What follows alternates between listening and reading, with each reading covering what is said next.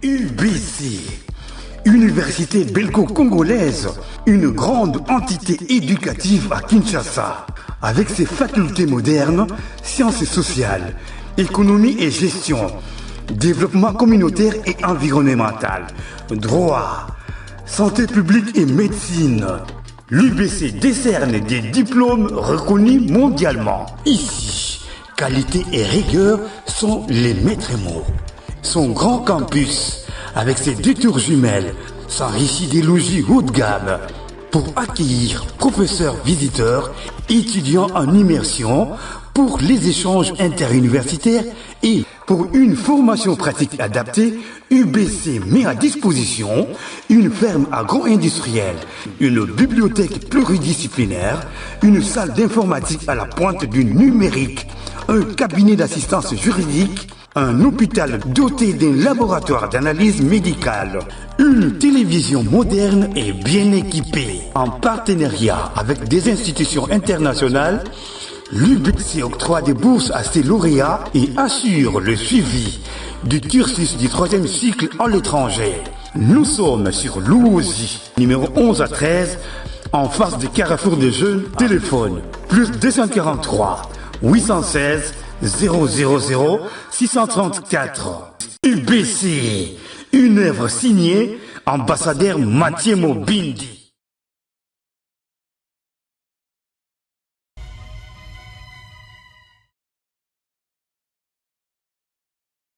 14h juste. Mesdames et messieurs, bon après-midi. Merci pour la confiance et la fidélité.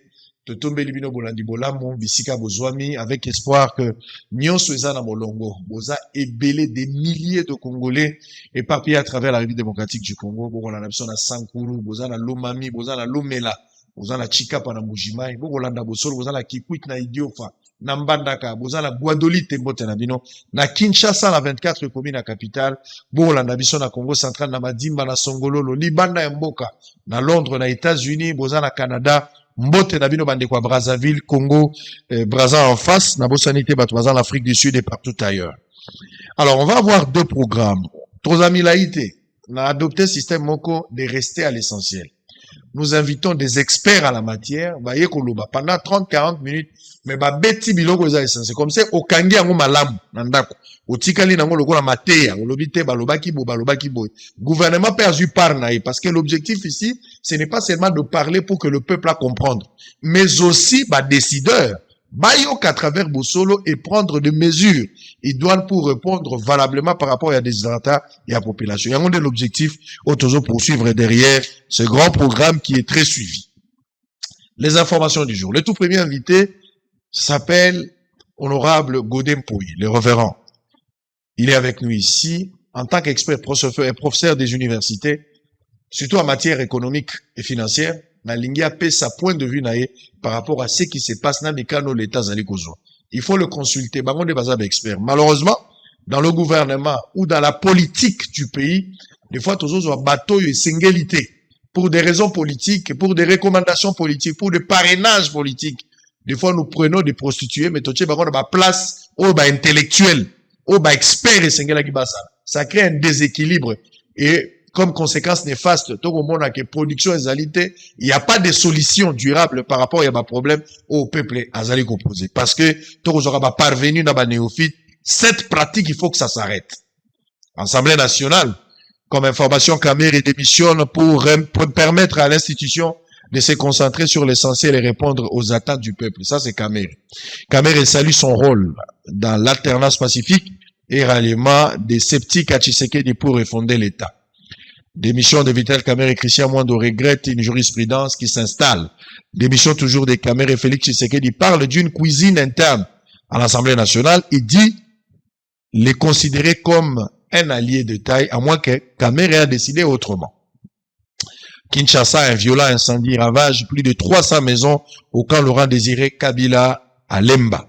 Walikal et les villages de Lukoma pillés de fond en comble par des miliciens Wazalendo. Sénat, la première conférence des présidents dirigée par Samaloukoun examine avant-projet de calendrier des matières de la session de septembre 2025. Kwilu, une dizaine de maisons ravagées par un feu de brousse au secteur de Kwenge.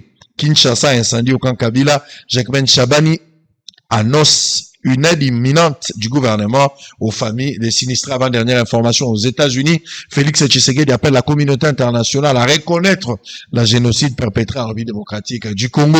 Pour terminer, Crispin Mindule, en déposant sa démission, Vital Kamerhe a échappé au débat et au vote car il reconnaît les griefs formulés contre lui.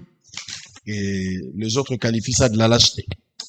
Allez, révérend Godin pour honorable député, Bouye Ibolamu, Bakongole Bazoyoka, yo mbote na yo. Mbote sango. Tozili bakwa komono liso lelo, nazoli kitenyo seza malamu. Tozwa ba sujet misato, na lingi tolobela maïsala mangi na Assemblée nationale pour zali député, zali moko ya ba pétitionnaire, ba oyo bo pesaki makanisi na bino ke sengeli kaka Kamerhe te be bureau.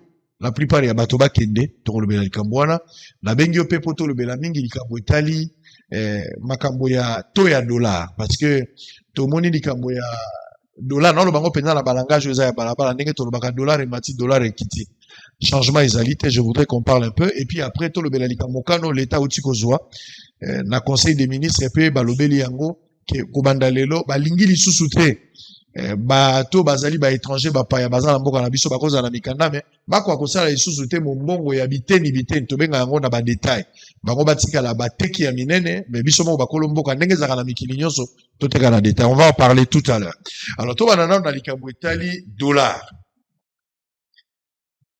pona nini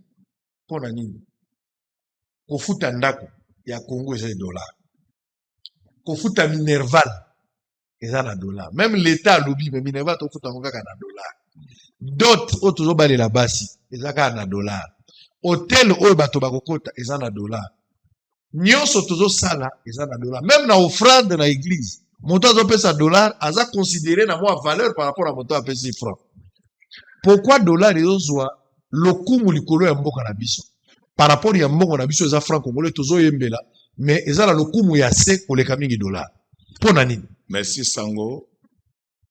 Tuni motuna moko malamu.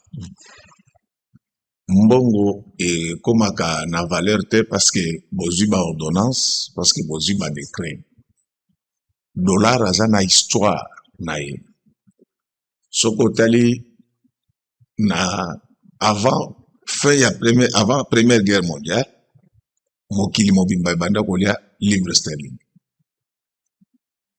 Alors na Première Guerre mondiale, au Salamaki de 2014 à 2018, l'Angleterre a une puissance où elle a affaibli, bateau a perdu la guerre. Il y a ça là, que à la fin de la Première Guerre mondiale, dollar na livre sterling, babani kotambo la nselama. Pour nani? Parce que après Deuxième Guerre mondiale, dengo yebi histoire, Angleterre ne mouta coloniser les États-Unis tango j'ai indépendance, à investir na musala, à investir na classe. Na États-Unis ba pesa ka zoba musala te. Ya ngomona kana États-Unis même ba ko zona musala ba singo na diplôme te. Ba osenga diplôme après. Ba yeba soki penza yo bimola. Sika tango tokomi na fin ya Deuxième Guerre mondiale, na 1945, na PIB mondial, quotité ya États-Unis ezalaki 50%. Et nyoloba, bakita nyonso oyo biloko nyonso bato banda kosalela kolia na mokili. 50% et banda kouta na États-Unis. Yango nde omonaki ete ezala na Fonds monétaire, ezala na Banque mondiale, oyo eza créé na 1944. États-Unis nde mutu akina iloba suka parce que yende mutu azaki na économie ya makasi. Donc soko lingi mbongo no ezala makasi. Kozwaka ba décréter produire salande sala. Soko sali ba produit na bino eza makasi. Ngai na koteka biloko na ngai nde mutu na koyi biso mbongo ni na liki yo pia ngai. Bino bokozwa ba décision au dollar te. Mais boza na iloko bozo produire te. Yambo bato bakende ko renouveler ba stock bakoza na posa dollar. T'as la même Chine. Chine aujourd'hui, c'est la deuxième puissance économique qui monte. Parce que les lots, na quantité à PIB mondial, États-Unis yemo na 26%, Chine azana 17%, Union européenne azana 16%. C'est ce qui fait que ce qu'on côté même dans l'économie chinoise, jusqu'en décembre l'année passée, la Chine a fait des transactions au moins de l'ordre de 40% $. Donc, ce que je vais dédollariser l'économie congolaise, il faut, ils ont la place, mais ça, il faut, au même. Soit on me met na CNPP, basa il sae, soit on me met na classe batangi sae, soit le coup aux asango, au sambe la peau, na délivrance. C'est-à-dire, au lieu de dédollariser monnaie, la biso, dollar d'abord, c'est impossible aujourd'hui, bien c'est envisageable, mais à seule condition photoproduit. Mais production, c'est pour le moment, c'est impossible. Ce que je montre, à émission que vous dédollariser l'économie congolaise. Na émission, ils ont abissé comme ça, il faut me mailler. Église. Non, d'abord classe. Donc, soit on me met na CNPP parce que ça a un problème dans mon tournoi. Ceux qui au moins CNPP Zamabe, on me met na classe batangi saï. Ceux qui volontaire classe exacte au Tchélé Maboko va délivrer. Donc, pour dédollariser l'économie congolaise, il faut na noto banda coproduire bilo qu'on a biso oyake les lobiso tokoki kozala. Tobimi libanda te me nyonso toza kosoba mais or yo yebi économie na biso benga ngo économie extravertie po nini parce que za économie oyo elia kabiloko yango esalate pe ezana eloko oyo yango esalaka te tiba kirda yo utaka libanda siko na libanda au soba na franc congolais. Alors mais pour d'abord monnaie na biso eza convertible te na ba banque ya libanda malgré maïli ya bino ba professeur il y a bao nous avons ça il y a ba expérimenté ba membre du gouvernement et bao bazan la bisika ndenge na ndenge pourquoi toujours quoi au kuma likambola les manque ya volonté les manque ya vision c'est un problème de moyens ou ba toza limité non eza manque ya vision donc c'est-à-dire pour na ko développer mboka et ça la makana lelo lobité hein omoni poto tolu la kawana. L'Europe a été construite pendant 400 ans. C'est le seul continent où il y a des chômeurs. Chine, Balamuki en 1950, Balamuki, mais la Chine n'est pas encore un État développé. La Chine, c'est un État émergent. Parce que dans les Nations Unies, pour que un État développé, il faut revenir par habitant et les cas $12,000. Chine a 5,500. Donc, moyen comme kuna, exact. Bah, État émergent. Dans un voie de développement. État émergent. Oui. État émergent. Alors, si ka, bah, État émergent, ils ont État où ils revenir par habitant na wango, ils allaient entre $4,000 qui n'ont a 12,000. Bongo wali kwa ngaza ao batikali na siao donc bino batu nyonso boza en deçà ya 4,000 donc même père même mère bampiaker alors tout ça likamoya tout le bela likamoya oui et nazo formé que biso toza na $690 comme revenu par habitant mais sangomala moza été na 2019 na eleko mokozo ya biso sikazo koma mokozi tozaki na 550 Abundi, à Mati 690, c'est sûr que Mbouloyo, comme on a passé 700 Kingani. Mais ils ont représenté. Non, oui, c'est pour vous dire que qu'on développe Mboka. Un processus. Ils ont un processus, mais c'est un peu maïle makasi, na musala. Côté wana biso maloba ileke bele na musala. Biso pona ko pesa batu musala to ki para ba capacité na bangote. Oyebi mokolo ba politicien à Congo ba kokoma na esprit ba musicien congolais mboka na biso kendel poso c'est-à-dire donc seul secteur ngala zo flatter hauteur ngana ebine ngo bana oui si donc on a kuta na biro chez kanya si osala ka boyete mais molende les lois pas trop médias alors pour seul secteur où méritocratie et contact na Congo ils ont ba musicien c'est pourquoi moi j'ai un grand respect pour les musiciens na biso soko yé na faux chanteur na mouvement ba longolai Ba longola ye kuna blague ça c'est le seul secteur donc seul secteur oyo méritocratie za na Congo za kara ba orchestre mingi ba orchestre mokili parce que oyo ya biso ya église au mona mutu bozo sambela o bande ko boli misanga na lingana limisa na kunsa zambe mongo za malamu te donc ya yebi déjà que mongo ne amalamu te mais kende na ba orchestre na biso oyo kaka ba tuzaina ba zaiko ba langa star banani ce qu'il faut chanter, c'est ce qui fait que les lobes musiciens sont porter drapeau. Il y a Congo. Par rapport à votre secteur, vous souvenez. Non, c'est le seul secteur dans ce pays. Parce que Moutoualinga qui a côté ça qui c'est rien à Makamba ba les Florent Ibenge. Malheureusement, biso tolinga batmala muté pana biso. To bengana yi. Même na léopard pour na kokota kope zaraka. Makamba na aussi là. Avec Florent Ibenge. Donc, mon coloba politicien, comme la culture, les musiciens, le Congo va changer. Très bien, la méritocratie. Et là, on est sikana. On sikalika pour na luketo yambo pour na kingo. Et là, on a eloko ezane sikana. So ezate ko simbate. Nde likambo tozana ngo ya bwana. Alors likambo ya dollar, on a même ordre d'idée. Likambo ya dollar. To mesani utakala. Kokola na biso ezali, soki dollar ekiti, biloko ekiti. Wana nde lisolo to yebaka utakala.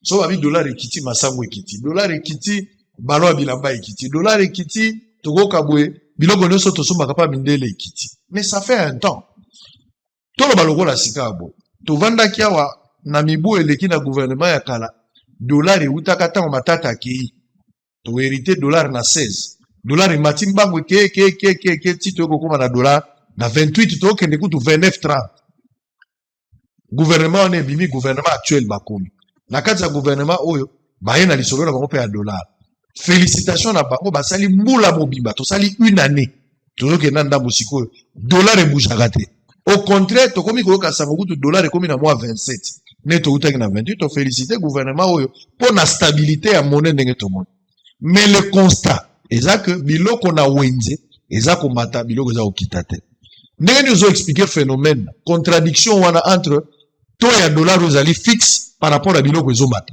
ezomuta wapi sango bana nyonso bakendeke classe lelo lokola classe ekufa na mboka na biso mosusu batangaka mosusu basalaka bakope me oyebela bango na esika ya mosala mwana wa banda otanga malamu omona so se simba kamera asimbi bien mais oyo ya trisha oyebana na mosala donc économie na ba principe nango. Par contre, le gouvernement a depuis 2019, mais qui sérieux dans ma campagne économique. Parce que on ne triche pas avec l'économie. Le gouvernement a stabilisé un bon en ça est na musala basalate. Musala na bango kata. Ko futaka batu na retard. Même ba ministre bazaka ba fonction ba frère fonctionnement. Donc pour distraire les gens. C'est une stabilité artificielle. Yango moni mbongo est stable, mais biloko nazando ezo sala nini ezo mata.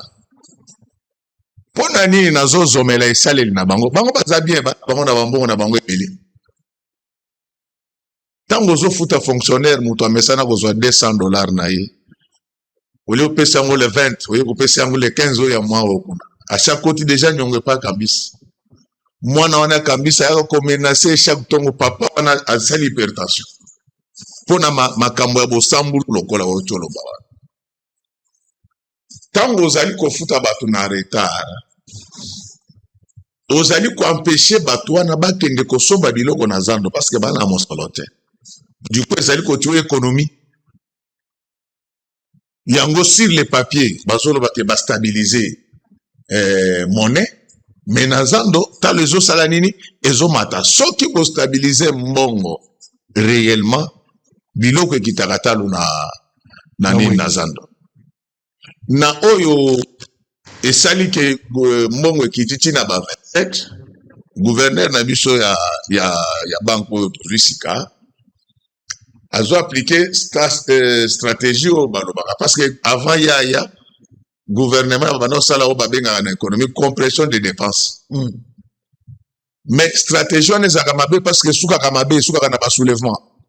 je ne le souhaite pas, mais moi je suis enseignant. Et lui, il y a une compression. Donc, compression, c'est-à-dire que, bon, ça la dépense pas en pambate. Mais au comment on a des dépenses, il y a bango, basalaka. On a un TV où il y a ministre, moi, quand on est stade dans le village, ministre, on a avant, azaki na sapatute. Et ça, injure, c'est une expression. Et une manière de rappeler aussi. C'est une expression. Azui mbongo wape pa na otonga stade de pana bango. C'est de l'enrichissement illicite. Bango basa na bango bien. Baso linga kofuta batute. Batwazo souffrir. Biloko ne sukaka mabe. Je ne le souhaite pas. Mais je suis en train de prodiguer des conseils. Alors, gouverneur Royer Sikaye, azo sale la méthode babengaka injection de devises. A injecté 50 000 dans le marché d'échange. A outu ko injecté les sous 50 000. Et ça la méthode ya liboso. Parce que ya liboso eza na ba conséquences mabe makas. Et ça la o bazo sala, eza lokola bato ba mela ba aphrodisiaque. Donc eza lokola mutu aza na malaria, mais azo melaka ba dipirone, mokolo ezali ko kweya. Omoni mokolo mbongo wana baza kozwango ezouta na ba réserve de change na biso. Or ba réserve de change na biso ezalaka alimentaire notamment na ba appui budgétaire ya fonds monétaire na eloko tobana osala ba performance même ba fiscalité rachat ya fiscalité. Mbongo wana bazali ko injecter tango ekosila mbongo ekomata et à un certain moment tokota na babiloko ya ke ba réserve de change ekosila. Conseil oyo nakoki kopesa bango eza ke malamu kutu balanda, c'est-à-dire basimba na bango ba réserve de change toza nango te, parce que c'est un gros risque pour un pays à économie extravagante. Mais ba coincer batu côté ya mobilisation ba recette côté na moyibi ezali na ndenga mokete porosité za makasi moyibi yo za mutu ba enquête oyibi baloba balinga oboma okufa te. Amen. Surtout ba zomé na bango to kenye na bango nzambe soka ko boma miyibi atika biso ba innocent. Amen. Amen. Donc c'est-à-dire que ceux qui balingi basala, donc gouverneur okuta sika o ya yenzele za mwa malamu muke, c'est-à-dire que ba kwese ba lutter contre corruption, ba lutter contre fraude, mais moyen basala ngo ezate parce que ba tchacha ba masana bango baliaka Jacob. Pendant que le président Zomo n'a pas si, Azose la Gebatbazong c'est les retours, non, Bango Basala, Banakop, donc, ils ont réseau. Yo enquête à Goïbi Bajena Bango. Donc, ce qui est là qui est sérieux, n'a pas mobilisation des recettes. Surtout que fiscalité minière n'a biso, n'a pétrolière, et fout à Makana Badévis. Bah, excédent autobandako Salawana, Nego Bandako Sunga, gouverneur ya banque, Asala Makambazo Salawana. Mais ceux qui bazozwa kaka ba réserve d'échange na ba appui budgétaire ya fonds monétaire sengele qui était évi misa sous ba réserve d'échange na biso on tend vers la catastrophe. Donc eloko bazo benga stabilité wana eza lokola mutu akana sida azomela ba vitamine azobisa bino kaza en bonne santé. Pour lui résoudre la vraie maladie. À résoudre la vraie maladie. Ça c'est vraiment une dans ma décision cosmétique c'est du voilà c'est ça le bon c'est du cosmétique. Très bien. Ce sont des demi-mesures. Na ibisa kibino wa. Na foot aussi les longues web. Tango ba kitisa kitalo ya billet avion. Balongo la kin ba taxe ya RVA. Na ibisa kibino tozala 2021. Na lobi ke logo bo sali bozotia ba passager en danger. Au moins na susu Congo Airways. Comment ça rajoute? Au moins on susu attends mon coup. Ça fait 7 mois ces gens nous importent. Ça fait 7 mois vieux. Les lots Nayoki encore, notre président a bloqué le colo parce que le groupe électrogène est pénalité. 40 minutes. Mais au-delà, il y a pas de défaillance, il y a batoyer veilla. Mais ça n'a pas de parce qu'on prend des mesures, toujours calé en côté. Donc, surtout continuer, je crois que moi, parce que dans l'ensemble, quand même, on doit noter que ils ont pas progrès au président, il y a Salina Marc, mais le gouvernement, il y a des problèmes. Il y a des domaines où on ne tâtonne pas. Il y a des domaines où on ne tâtonne pas. C'est-à-dire que quand on connaît, on connaît. Quand on connaît pas, on a pas de mesures au besoin Zamabe. mais mosala na bango lokola éducation na bango eza kofinga bato batinda bato bafinga nga na tv sango na ngai même moto lokola nga boye batindi ofinga nga obandela batinda kaka bamisérable nazoloba boye obandela wapi donc tozonga kaka na obandela wapi bakolo baka balengi yo na pembe mais lelo na pembe kaka elo balengisaka na pembe donc na oyo etikali c'est pour dire que ces gens balingi na bango président te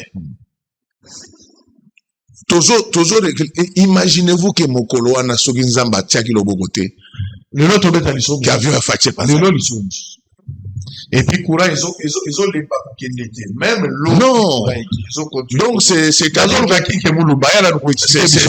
que côté ya économie tozana moi kokoso makasi bandeko baluka ba changer méthode ça ne sert à rien ya kolinga kosala on ne triche pas avec l'économie kolinga te okosa de bato ozomona lokola banzela o baza kosala bazo bétonner zwa date oyo année prochaine na mois oyo nakoya kozona ba caméra total état banzela wana soko moni bato bazo wela souvent c'est parce que baza kolia commission na kati et bien ça doit changer. Et puis bon, pour votre information, bon me foutami ebele mais ça les salamité na bon bato bazui mais mbule soya bon me foutami ebele c'est qui est vrai bon me foutami ebele mais sur terrain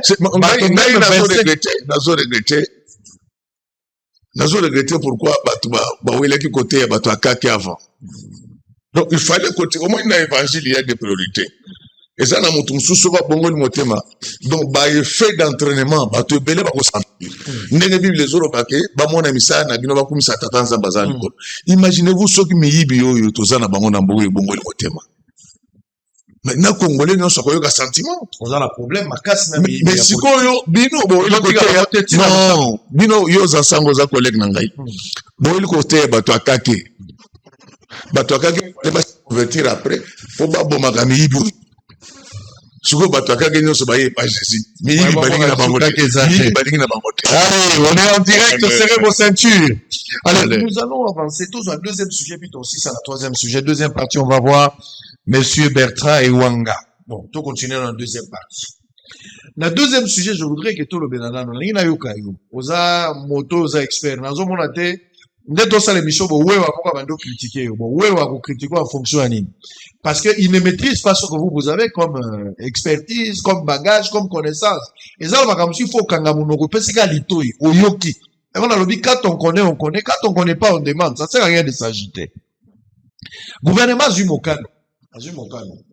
La loi existe, mais la beauté du texte a toujours été trahie par la réalité sur terre. Tokoti na boko Indien, Chinois, Pakistanais, Libanais, West Africain.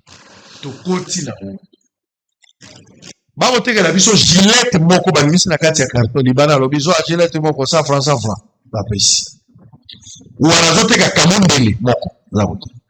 Soki kuta kutu Pakistanais ndi azoteka na sakombi ya loso Pakistanais azoteka baoteka na tonga mama na biso sœur na biso ndeko na biso ya mwasi mobali to bilenge bao babundaka bao bamesanaki ake na zando asobi mwa 10 sac aye kote na bango yene mutatekaka loso ya sakombi ebele bakoyi mpona nini chinois aye na boutique kote na bango libana aye nango kote na bango akomoteka na détail. L'État azui mobeko lino. Na rappela que mobeko za bali, sote mobeko exista. Pourquoi ba appliquer kite ya liboso? O bazui siko ekeseni na oya kalato za mobeko ya sika. Ba effet na ngwe kozala nini soki ba appliquer. Sango d'abord il faut yeba été na eleko to zo indépendance na biso. Première réforme ya matière à commerce na biso esalabaki na 1973. Na oba bengi loi particulière sur les commerces. Okomona malamu ete eza na même année nde oyo Mobutu asalaki za réalisation ezali depuis loi wana nde Mobutu alobaki ete petit commerce nde il fallait ezala ya bazali oui ya banationaux oui toye ko réformer yango na 79 ezalaki ka bongo toye nango na 2000 ezalaki na 1990 d'abord ezalaki bongo na 2000 ezalaki bongo pe na 2012 ezalaki ndenge avantage ya loi wana Et ça que permettre tous à la peine la classe moyenne. Donc na Congo tous à la classe moyenne. Tous à na super riche, malamoko sauté na super pauvre. Et puis je vous dis, il n'y a pas de bourgeois au Congo. Ah, il n'y a pas de bourgeois. Non, on peut parler d'une certaine bourgeoisie politico-administrative. Donc moi, je suis un ministre. Pendant ce temps-là. Azo frimé.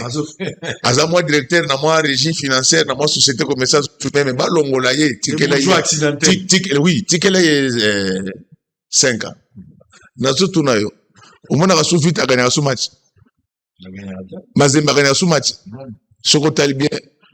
Même ba imana. Okomona ke mingi ba dirigeant ya ba équipe bazaki bato baza musala politique dès que mandat tili malamoko makampe elali c'est pour dire que biso nyonso toka ba piaker muto abangisa moningati donc litia tina ya loi wana ndenge salamaki depuis Mobutu eza pona ko permettre biso classe moyenne bato bazobunda lokola babino ngai na flataka bato te moni tango na koti awa image oyo yibane elingai. Mais endurance, DG. DG a moïbi à mon à l'état, DG a biloko ya yomoko. Ba micro nyon sezaye. Même mayo yezaye. Et là, on va monter exact. $1 à l'état exact. Même il y a président. Voilà. $1 exact. Donc ça, neki na lo na tsengela ki po ete ba mama na biso, basa la paix capable, ya ko zala na mbongo ba papa, to za na classe moyenne, c'est-à-dire ba congolais o ba yibi mbongo. Mais malheureusement, l'olenge bafutaka ba fonctionnaire na Congo. Et bandi le lote amakamaka. D'ailleurs, pour le moment, le président Zosala mo effort. Ezo sala ke ezo permettre te ezo pesa biso pouvoir d'achat te ko sala mo e konzo. Po ete mwasi na yo abanda pe ko sala mbongo. Déficit wana nde sali ke ba paya ba ko envahir biso. Sur les papiers de décision eza malamu mena ko senga gouvernement ye ko lango malamu sinon te ko zala scandale. C'est mieux ya ko loba kelelo etikeli ya biso ba congolais. Est-ce que vous pesi biso ba congolais mbongo? Il y a quoi entreprendre? Il y a quoi entreprendre? Financement est entreprise c'est sa culture. Vous comprenez? Donc, mon toit, ça va faire, il y a des jours où vous gagnez, il y a des jours où vous perdez. Mais on ne devient pas fermier à l'âge de 50 ans. Donc, ça, nous avons insisté parce que ceux qui vont tenir compte dans votre imaginez-vous les lots, vous le dites que non, ma chambre froide, non, il y a biso banamboka. Je suis d'accord. Mais tout ça, la paix sûr que banamboka, baza capable, tant courant et kokutana, et kokatana, basomba groupe électrogène, bacha carburant. Parce que à ce moment-là, et cause en a pas conséquences ces années. Les produits comme les vivres frais ont besoin d'une chaîne de froid. Et Malil n'a pas katana kati. Soit vous tirez la mot batumoko ba okuma ya keo no a katinam. Dès que chaîne rupture il y a chaîne à froid et salami, batumoko la mabumo.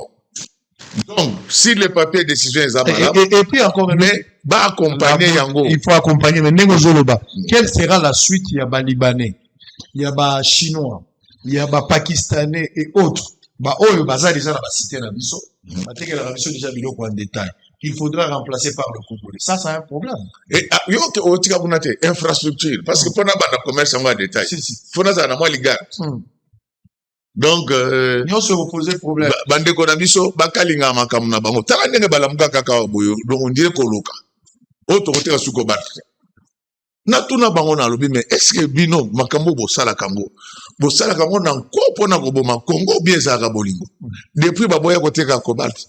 Oyo katala cobalt mata. Donc aujourd'hui les dangers animent. Bamboka lokola Indonésie. Bamboka lokola ba Australie, ba yeko multiplier ba capacité na bango ya production ya cobalt. Place biso tozaki na marché, bango ba zui yango. Et tala peu distance géographique. Indonésie na Chine ba mosika mingi.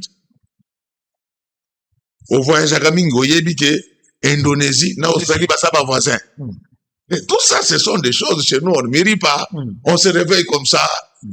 Heureusement que et là on a aussi le président comment au Kambi Kabango sur baina babilo na bango buzo bawana a Kambi Kabango ça lokola dernièrement babimisi mo beko ke po muto avant muto fongola avant muto fongola compte il faut azala na nini na quitus fiscal papa ata balobi o melidia bango oyebi ke na zomela bango vraiment na yango na Nzambe apambola président pour na telemela yango penza na sepela 30 jours après président biso bango ke bolongo na makambo na bino wana donc baza batu moko basalaka makambo nge na ebite quitus bachango tina obtention ya passeport mais surtout na oboye donc quitus fiscal elingi koloba ke ngai naza en ordre na fisc mais ngai nazo fongola compte parce que nalingi na bandane masolo nazaki na musala te ata balobi omelite bango osomona makambo ndenge ezali donc bref na bolai pe bokuse muke idée eza malamu parce que il faut bana mboka bamata mais mwana mboka opesa ye nini il faut accompagner cette mesure il faut accompagner bato wana normalement ministère ya entrepreneuriat ya PME je salue les ministres Gisèle Kalumba tout ça le bureau mabanga témoin antique na biso donc FPI aussi ba accompagner ka bato wana à ce moment-là ça va aller parce que la plupart des Libanais baindo bazoya na mbongo na bango mbongo teza mbongo bazofe na banque eza ba mbongo ba banque eza ba mbongo ba banque bazoya pe 3 4 ba s'associer ba mbongo na banque ba keili mais biso problème na biso ezali okomona même mutu aki azui nyongo na bango na bengala mutu moko na église apesanga kanda mwa muke auti kozwa mbongo na nyongo na banque o na linga futa dim na mais ozana kindoki yo to nyongo zo futa dim na nyongo zalaka na biso kina no teka soko zui bénéfice na yo pesanga dim parce que en fait crédit za nyongo comment mon toit il faut très bien donc allez on a compris donc vous avez compris la leçon l'état au cas nous a malamou dans le bac le conto la beauté du texte trahi par la réalité sur voilà le modèle de Babylone il faut là un problème sociétal environnemental nous n'avons pas les mêmes réalités boke na kokopara makambo na ba Google te botali makambo beti na Google ovandi boka au texte wana na côté avant aux une mesure il faut tenir compte il y a ma réalité sociétale nous avons la réalité ni beaucoup adapté à le constat par rapport à ezalaki déjà ngai naza parmi bateau yo naza pour lutter pour que moi na mboka te kana détail et créer classe moyenne ndenge professeur alobia ce qui est juste mais par rapport à eux salami déjà pour te remplacer ndenge bon étudier faisabilité na mboko l'état a la confiance à peuple pas a la confiance à été tous allons la méfiance et s'installer comment va campanyer pour ça ça c'est encore très difficile les camons basmig peut encore un autre problème pour la développement bazana ça n'est pas balibané ça c'est encore un autre problème ouais bato ba konyo comme ba futa le gouvernement na potera na bango grave smig wana muto fixa moi avec ministre du travail or d'après les droits congolais ça devait être fait par le décret du premier de la première ministre. Donc, donc, non. Allez, on va terminer avec. Et après, il faut que ça s'arrête. J'ai été ministre. Ngana obenga yo excellence, c'est parce que ça m'a bien. Oui, mais la bango mi bina nyoka na te na ni. Te. Wana disque d'or. Te ami. Depuis qu'on peut panda, c'est que te kama lokola wana ça. Te ami bitika nyoka. On préfère nyoka que moi. Oui, parce que au moins nyoka liaka ne mingi te. Je vais expliquer la philosophie qui est là. Nyoka beka zui moi ma mitsopi na ye. Asiki nyoka zaka na ba immeuble. Siko na côté nyoka pwani. Faut na te mi boy. Et vous savez ces gens ici, un jour Dieu va nous aider. Pourquoi ils ont recourir na Nzambi alors que justice est allée? Ah, ngai nazo kende place na yebani. Ah ok. Na yebani na lola donc na funda bango ke pa yemei. Allez, on va terminer. Dossier Vital Kamerhe. Dossier ça le Kambo Vital Kamerhe. Yo quoi ici Vital Kamerhe? Te nga na lobeta ka masola batu te. Bon, au quoi ici bureau assemblée. Toke na bureau assemblée. Problème c'est ça boy. Depuis tokota na assemblée wana nazo bisa ta muziki bashira ka monde wana. Ah bon? Au monde toza na boy. Règlement intérieur ya assemblée nationale. Ya sénat, ya assemblée provinciale les andenge moko. olimbisa nga mwa moke bozwa mabe nga na sala stage na nga na Assemblée nationale française même règlement na sala stage na ngai na parlement ya Arkansas na États-Unis Arkansas bango babenga Arkansas mais na Arkansas na États-Unis même règlement ndenge tozali wana toza na problème mokolo bino bato ya droit boko telemela mibeko oyo biro wana esalaki ekokweya na droit parlementaire congolais. C'est comme ça dans tous les pays du monde. On ne voit jamais les lois in globo. C'est-à-dire, il faut comprendre mais nazo libona pona bato. Ce qui loi ils ont 150 articles. Bokoyate boyebisi bato que non to voter loi il y a 150 articles. Non. Procédure bozo kende article par article. Pona nini basala ndengwana. Boza ko légiférer pona mboka. Il faut battre la concentrer, boza la sûr que makambo to sali zandengwana. Rien. Biro ne sala kangote. Yami balé, même bato moziki. Soki bakutani na réunion na bango, même bato ba football ba yebi.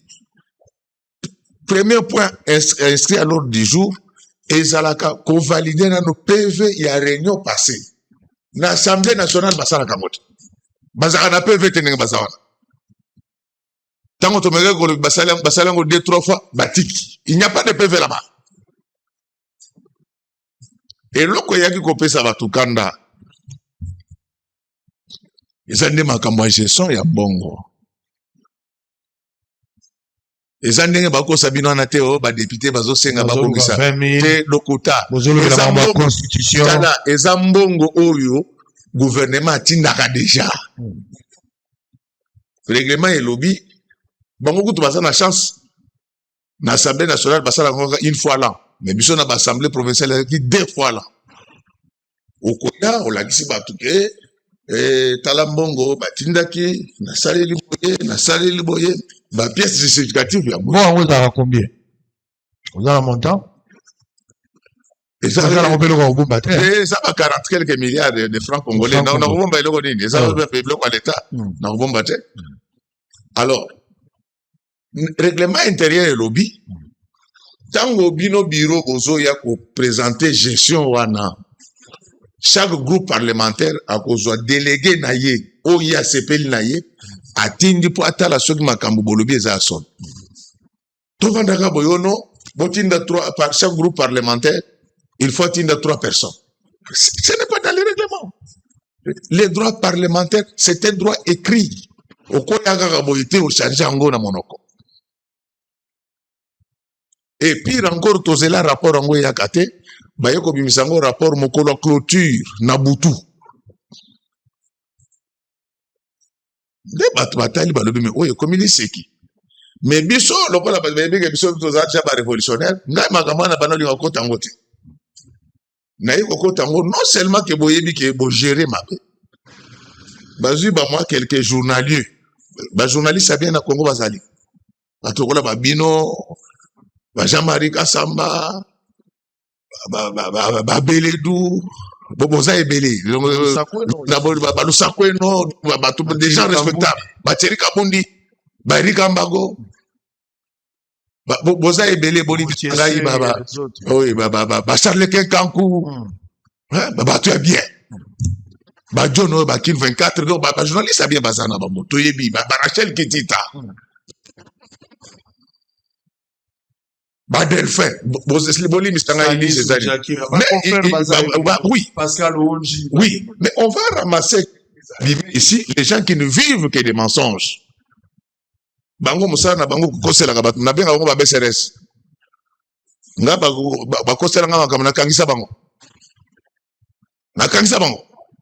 c'est ça leur vie oh non ba député ba solo ka ba intérêt na bango balinga changer constitution nde o moninga na yiko kota makambo mais ngai makambo na bango etalaki ngate ngai moi ma première base c'est mon église tango zo ebisa bato wana ke o ba député bazo réclamer bambongo na bango c'est que même bandimi nga bazo nadadi hein il fallait que ça bango na nzela bato batindi bango une incompétence notoire.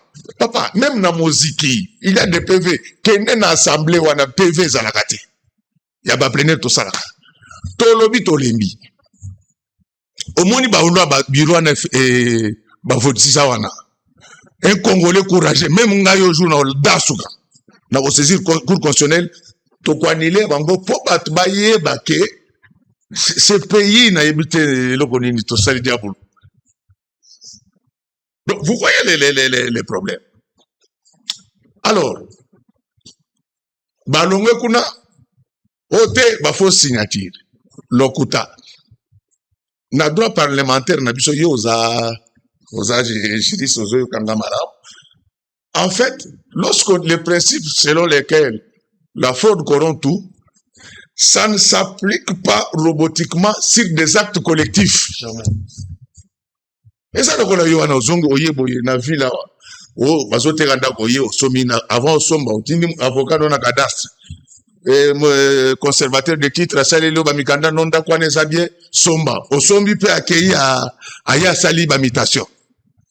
Lobi omoni bololé moko limisanga bololé na ndenge mabete donc na biso bana kisasa je retire ça parce que bako zwango na ndenge mabe mais c'est pas ça ma pensée individu moko boya ya yebiso que non au place on autorise à place à l'état non tu n'es pas concerné donc eza cop na bango ya bato à l'état et tel yoté na droit parlementaire na biso pour na kolongola mokonzi na biso ou bien ba membre de bureau il y a des seuils qui sont fixés.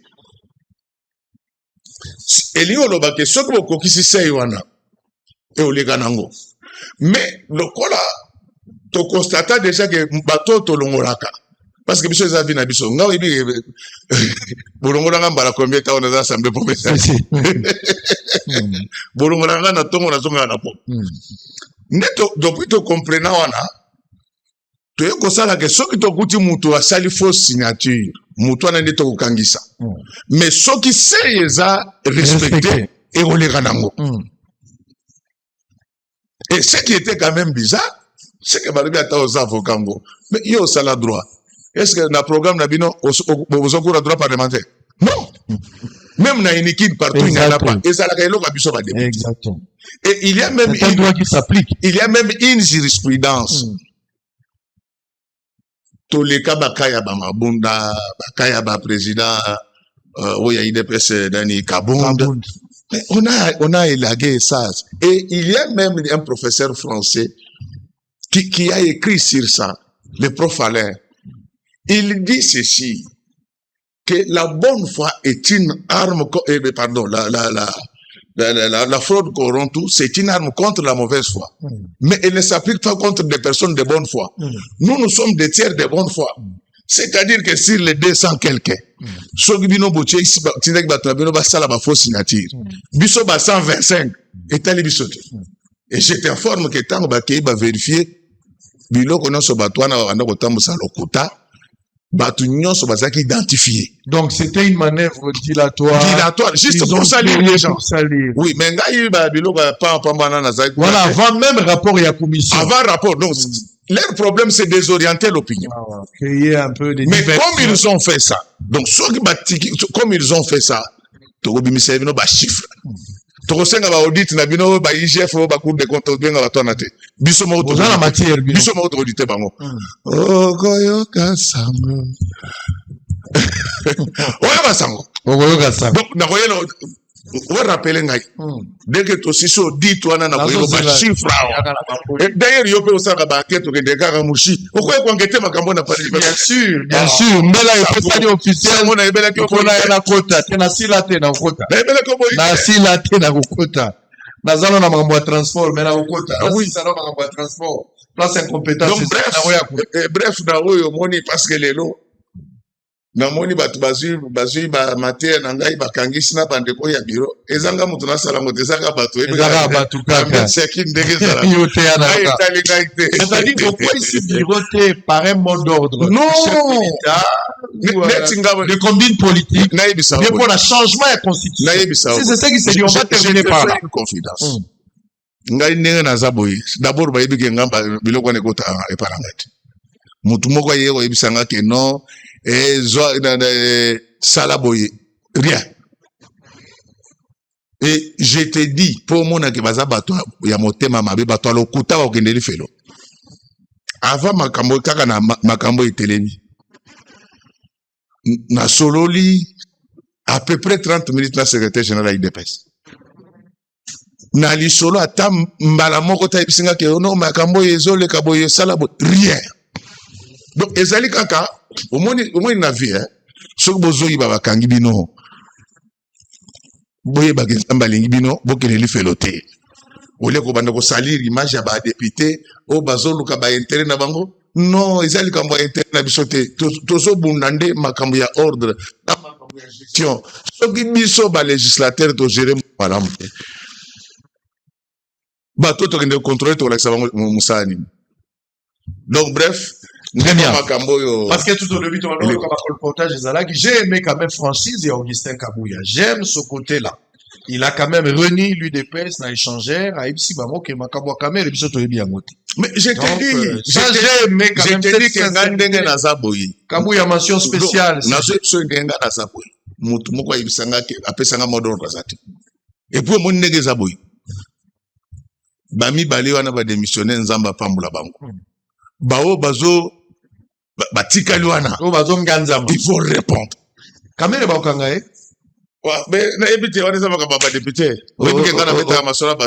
Nous a député. Pouvoir ba député ça pouvoir collectif. Yibi na nyoka na te na. Naso producteur. Allez. Naso le producteur. Votre dernier mot de ça. Comité. Produire ngai déjà. Solo. To ko taka la studio nzembo single cash. Mais naso episode danser. Tango yoba c'est la maman ya papa Etienne 10 millions de vues.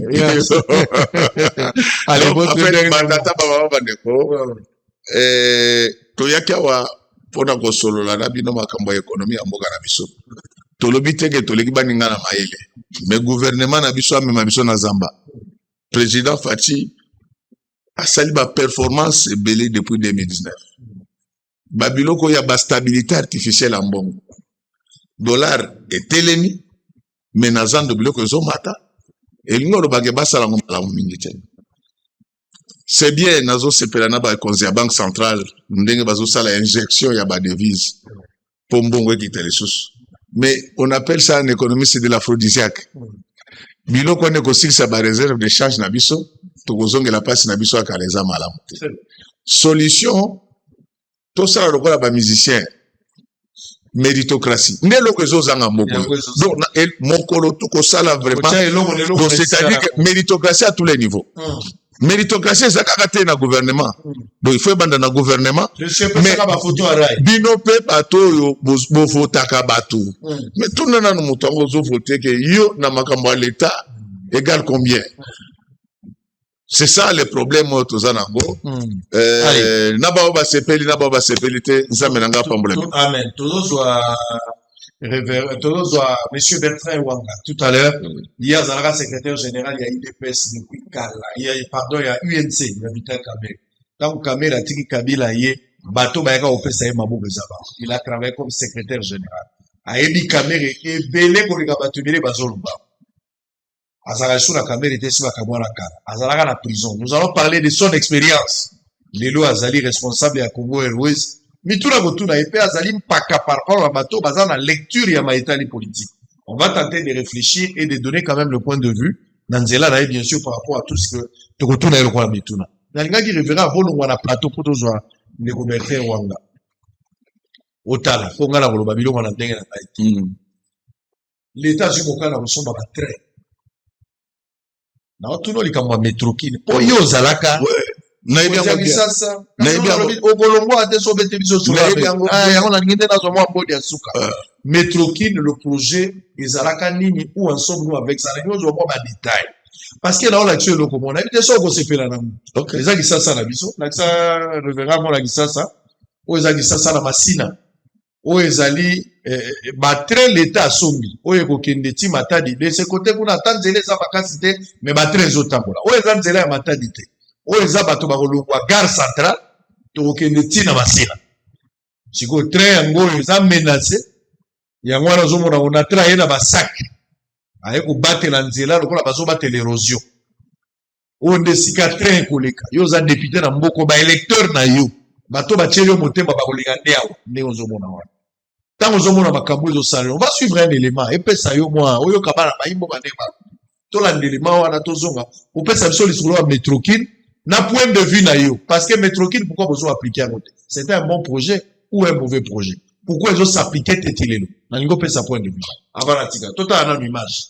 Regardez cette vidéo, on se retrouve après la pression Maloba. En image. Depuis un moment, le secteur de transport en commun à Kinshasa est devenu une problématique qui dépasse les dirigeants congolais. Au quotidien, les Kinois éprouvent d'énormes difficultés à se déplacer d'un point à un autre. Selon les experts œuvrant dans ces secteurs, seul le transport de masse peut répondre aux différentes difficultés de déplacement dans la ville de Kinshasa. De plus, certains pensent que l'ONATRA pourrait intervenir en mettant à la disposition des Kinois des locomotives sur l'axe gare centrale Kitambo-Magasin et surtout du côté du district de la Tchangou. Malheureusement, sur le terrain, la réalité est tout autre. Les rails existants sont aujourd'hui dans un état déplorable. Par manque d'entretien, les infrastructures ferroviaires sont complètement ruinées. Les habitations sont à 0 mètre du rail. Et au niveau de la mosquée de l'Itex Africa, les rails ont été enlevés pour laisser place à la construction d'un supermarché et d'un bâtiment administratif, selon les informations recueillies sur place. Comme ces images l'indiquent, du côté de l'axe Massina, 2 sacs de sable constituent désormais le moyen pour l'ONATRA d'arranger l'état calamiteux de rails. À ce sujet, quelques personnes croisées interpellent les autorités tant nationales que provinciales à agir rapidement pour éviter le pire dans le tout prochain jour. Tu as un danger monene puisque même mituka bazo sale lango bamba uti ango mabanga bache ba mwelon ba bongisi po mituko eleka mais eloko lokola engunduka ou ba wengo train na niveau ya kotiela yango biloko lokola oyo basaki. Est-ce que saki wana ezeloko ebingana te ngunduka ebalansaka des difficultés tozomona ke atala bazolobaka boy c'est que ça calcul ki boko boma bato ebele soki bato ba matina train siko ba matina train bongo bokomi na place bobwaki bato basili bongo ba na kobela meke bakonja mboka boya. Est-ce que na moment oyo mokonzi ya mboka place ya koyi kotala pena ke kosala mosalo oyo bato bakoyi kosala malamu ndeza ke biloko oyo efandi ya kofanda batongi yango banini ya kotonga pe bima bende wana efandi me bakamati basaki oyo baza kolobaki basaki biso depuis tofanda awa nini etambolaka na basaki te. Ngai eza kosala mawa mingi mpona komona nano eloko ndenge esalami boye ezali mawa makasi. Train azotambola azokumba 5 wagon 6 na charge ya bato nano train lekite yango esalami bongo tango train koleka na moni te nyonso tu ekosopana se puis bato bakokwea. Alors les ranto benga sous l'état pa ya sous l'état lobini to mola ki on a travaillé alobino alinga banda musala to sepelaki trésor po biso to ka transport ko bima na gare centrale asali mir na ekuna na ibandeli so to tali bien to komona yango na nde nazo mona musalo ezoleka yo na train na mona eza na danger pona koza visionnaire na mona teki basaki oyo ekosala ta 50 ans pona ezozwa ba moi ezozwa ba moi na ba mbula ekopanzana ndenge ezana na lokito ya train ndenge lekakana ngaku na ubanga kutu ko matata train ngo mokolo train ko lekanga na matango te pona mona eza danger eza ko tchape na vie bato en danger ba conservateur ba otala beaucoup plus mbongo mais otala teki danger oyo ko ya ata après 5 ans 10 ans ou 20 ans na ndenge très oleka il fallait ne pas sala on musala ya bien oyo ko sala ta 50 ans ou 100 ans ezali mais au bomba sala likolo baza pressé pour révérend malobézé pana bino bato bana projet métro sami pana bino projet na biso sipoyo pourquoi métro qui ne gota d'abord moto azotinda bato baleka na train oyo bato bazosala ngo je préfère sango bamema bango na baeglise batala bango soki bana mitema oyo ya bato be baza na mitema bandoki train eza masse eza vitesse. C'est méchant. Au Pessinga matière, tout ça, en pleine plénière, il y aura des interpellations. Alors, nazo betelo lisolo ya Metrokin eza masolo babetanga te nga moto nazaki entraîneur ya bato nyonso wana to mobiliza 750 millions de dollars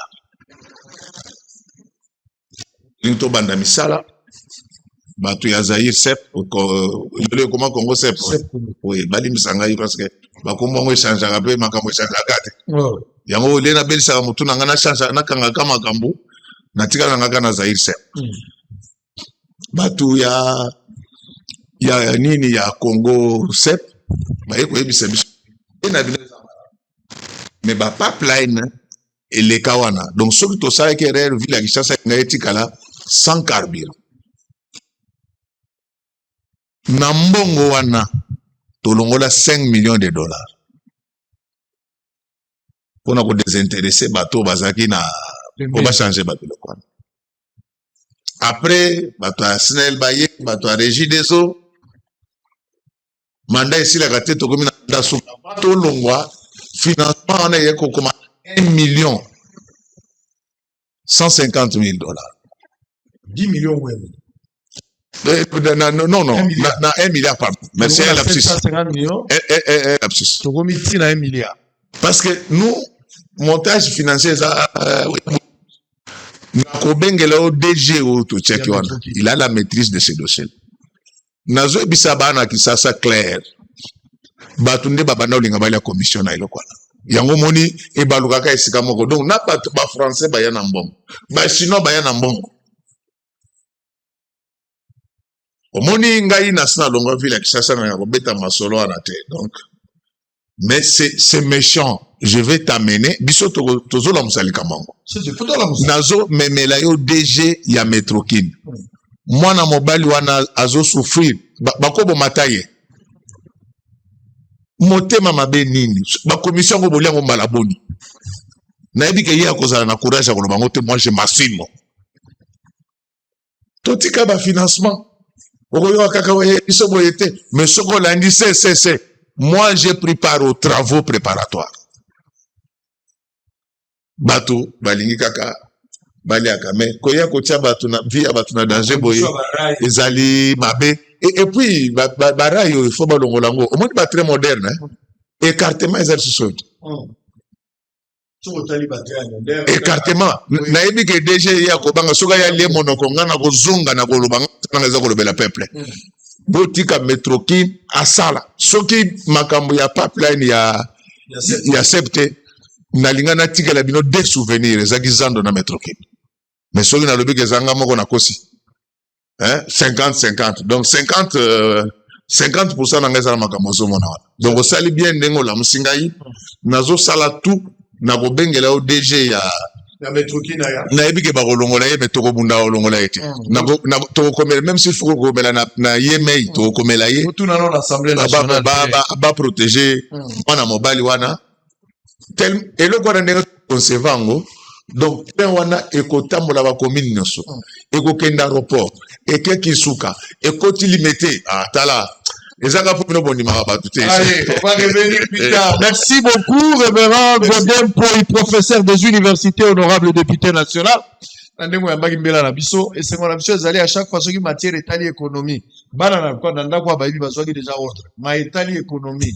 Ma étalie. Baïbi singaye salingaye oui azui déjà mon canon. Donc tout n'attanga na zate yo benga professeur. Non, merci vraiment. Tika mokolo likapalo bakamona. Merci et puis ngai faut na témoigner. Ezana ba jeune à part ba o ba pesa kambongo uma ikezaka na ba journaliste moko bango balobala bat malamu ka ba pesa bango mbongo soko pesi bango mbongo te faut ba koselo makambo yango mona ba kene liboso te sont déjà maudits ce sont ba bula ce sont déjà maudits au monde ndengo sali musalo e commission mutu na kati ya bato nzamba pambula yo amen ba entreprise ke ndebele ndenge pe comme rythme ba journaliste bazo na assemblée donc na 2028 nazo mema na assemblée tozali soki nzambali comment kate tala omoni pourquoi mboka na biso ezokufa bato a sérieux bazokima Tout solo là. Voilà. Batemele, bazo obligé, mais tout solo là. Tout solo. Allez, ça n'est fini pour la première partie. Une petite pause, on revient. Deuxième partie avec Bugoyoka, secrétaire général. Tala, ngando azobetolo lu solo ya nzombo. Bangonyo soba uti na mai. Mutaibi kamero kolega ya zate. Bugoyoka ndenga koloba. À tout à l'heure. UBC, Université belgo-congolaise, une grande entité éducative à Kinshasa, avec ses facultés modernes, sciences sociales, économie et gestion, développement communautaire et environnemental, droit, santé publique et médecine. L'UBC décerne des diplômes reconnus mondialement. Ici, qualité et rigueur sont les maîtres mots. Son grand campus, avec ses 2 tours jumelles, s'enrichit des logis haut de gamme pour accueillir professeurs visiteurs, étudiants en immersion, pour les échanges interuniversitaires et pour une formation pratique adaptée. UBC met à disposition une ferme agro-industrielle, une bibliothèque pluridisciplinaire, une salle d'informatique à la pointe du numérique, un cabinet d'assistance juridique, un hôpital doté d'un laboratoire d'analyse médicale, une télévision moderne et bien équipée. En partenariat avec des institutions internationales, l'UBC octroie des bourses à ses lauréats et assure le suivi du cursus du 3e cycle en l'étranger. Nous sommes sur Louosi, numéro 11 à 13, en face du Carrefour des Jeunes. Téléphone plus 243 816 000 634. UBC, une œuvre signée ambassadeur Mathieu Mobindi.